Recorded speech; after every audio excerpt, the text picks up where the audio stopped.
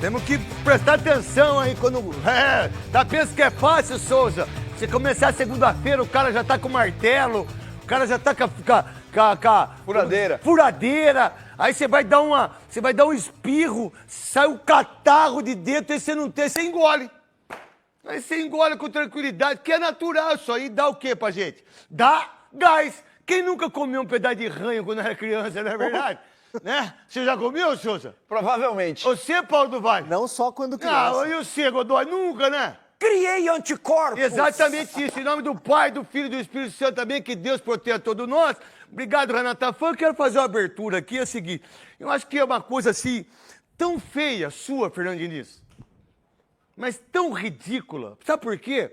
Porque todas as pessoas que o têm e que um monte de baba-ovo seu, um monte de baba-ovo que você acha que... Primeiro porque eu não uso essa palavra, dinizismo, não gosto dessas coisas. Não gosto disso. É o seguinte, se você maltrata o menino, Ryan, como é que chama o menino? Ryan. Certo. Aí o menino humildemente, fala assim, não, mas eu fechei pelo meio, eu não fiz... E aí você arregaça com ele. Imagina a mãe dele vendo. Imagina o pai vendo o filho, a filha, se ele tiver, a esposa, a namorada, quem quer que seja. Mas você... Com o Neymar, você paga pau, né? Com o Coutinho, você paga pau, né? Você paga pau com um grandão, né? Sabe o tipo de jeito que você é? O tipo de treinador que você é, o tipo de pessoa que você é? Que você pipoca pra quem é grande. Eu posso falar de mim, eu não posso falar do Godoy. O Godoy é igual eu. É. O Paulo do Vale, eu não posso falar. Meu irmão, eu brigo com gente grande. Eu não discuto com quem aqui às vezes erra aqui dentro ou erra na minha casa. Eu não faço isso, porque eu não sou esse tipo de gente. Apesar das pessoas acharem que eu sou esse tipo de gente, eu não estou nem aí para aquilo que vocês pensam de mim.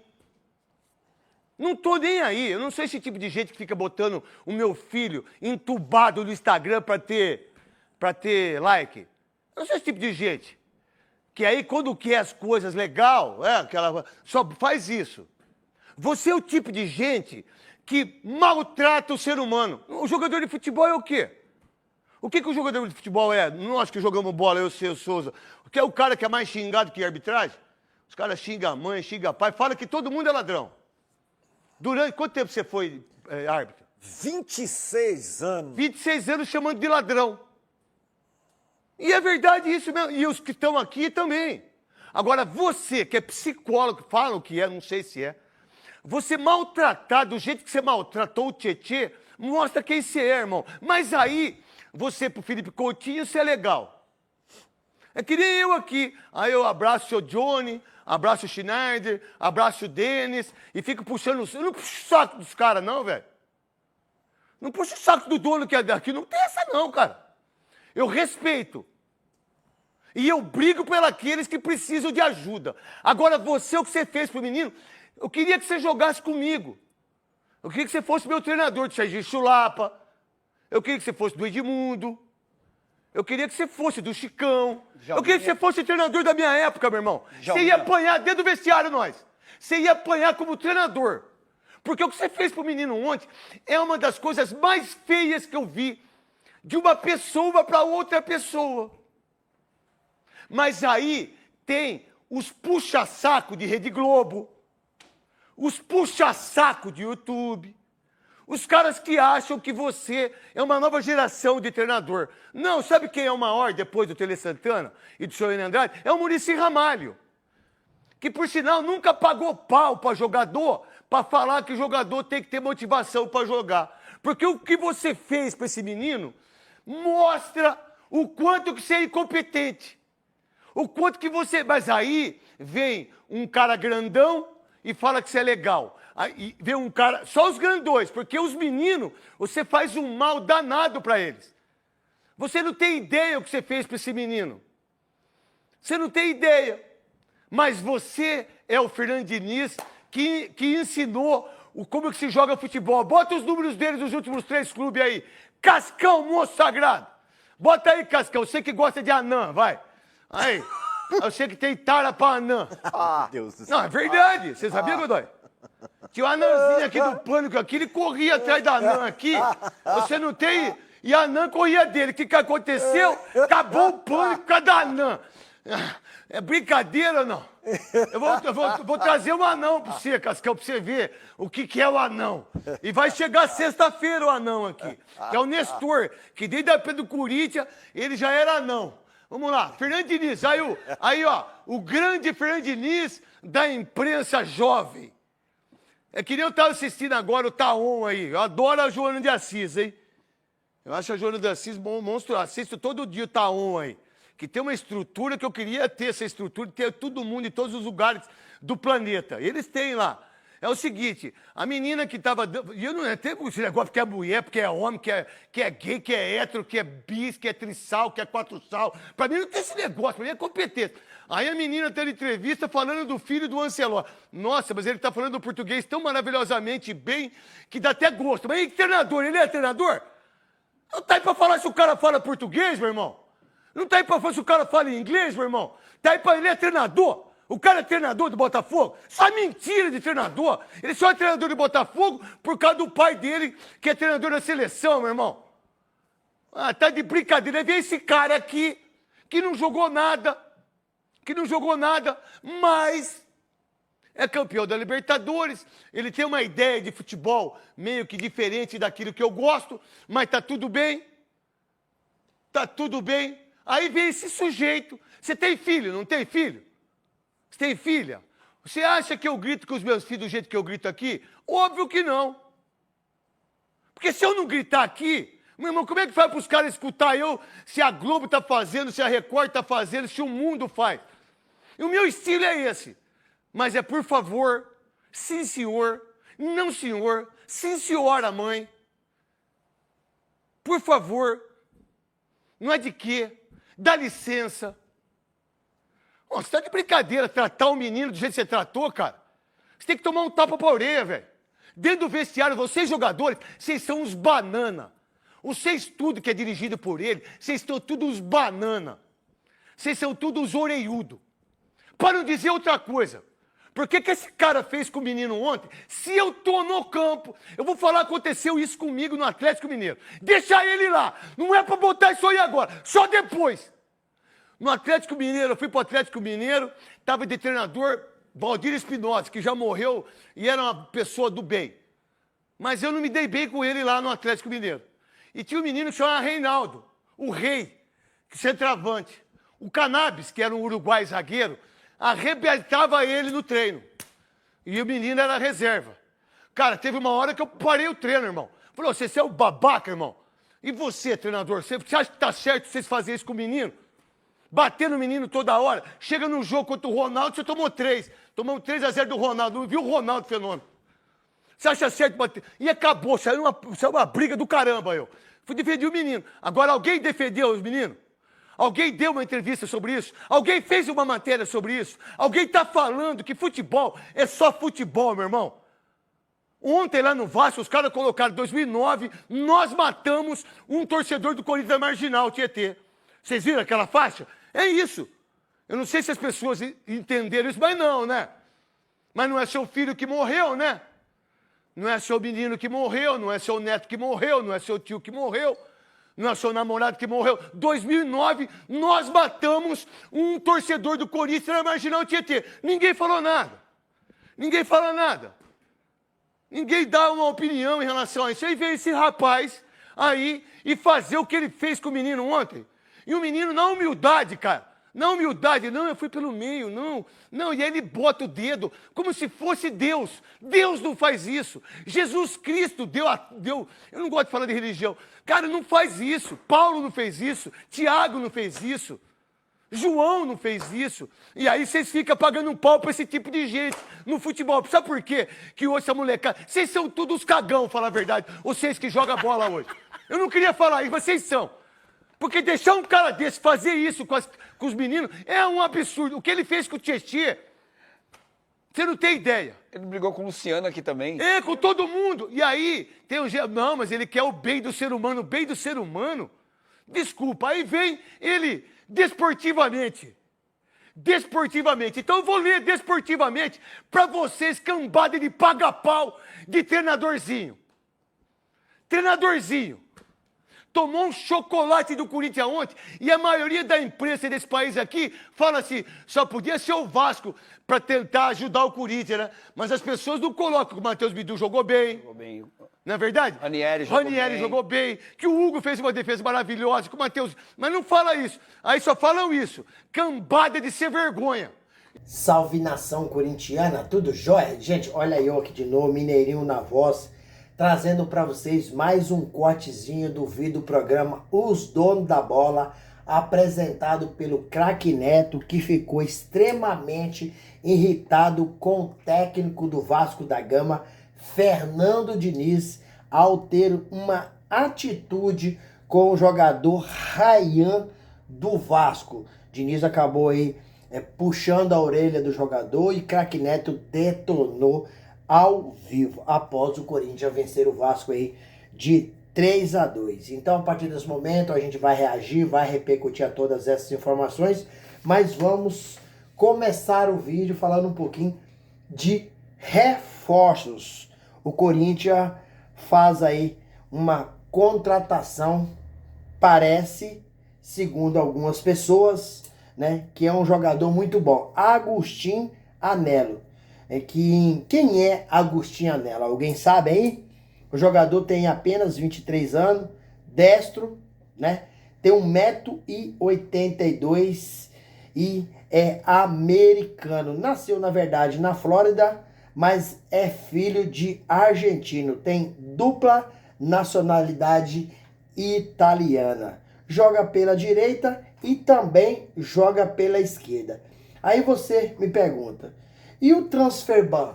Bom, vamos lá sobre o transfer ban, porque o Corinthians acaba de contratar Agustin Anello.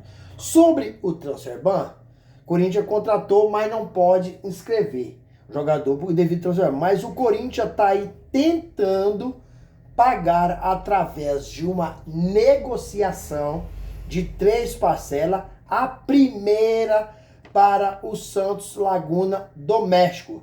Caso pague a primeira parcela, já será liberado o transfer ban. Então o Corinthians está correndo contra o tempo para pagar essa primeira parcela e o Timão contratar nesses últimos dias da janela, que se fecha dia 2 de setembro, até mesmo 2 atletas. Agustin Anello já foi contratado.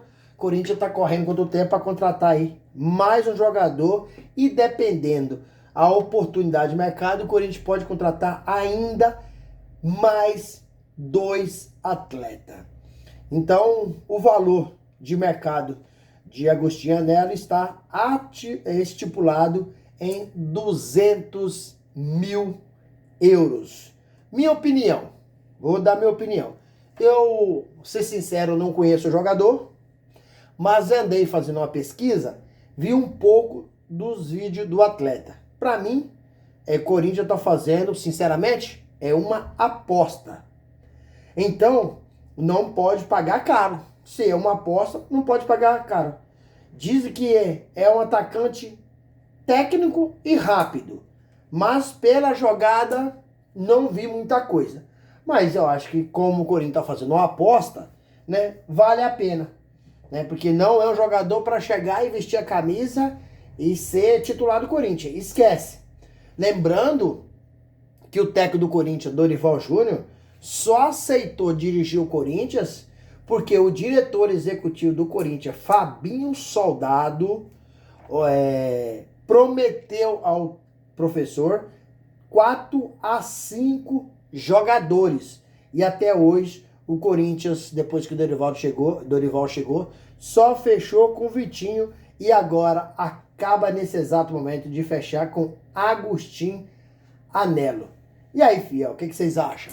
O diretor executivo, Fabinho Soldado, que perdeu muita moral dentro do Corinthians, acertou, errou. Por quê? Hoje tem eleição no Corinthians, né?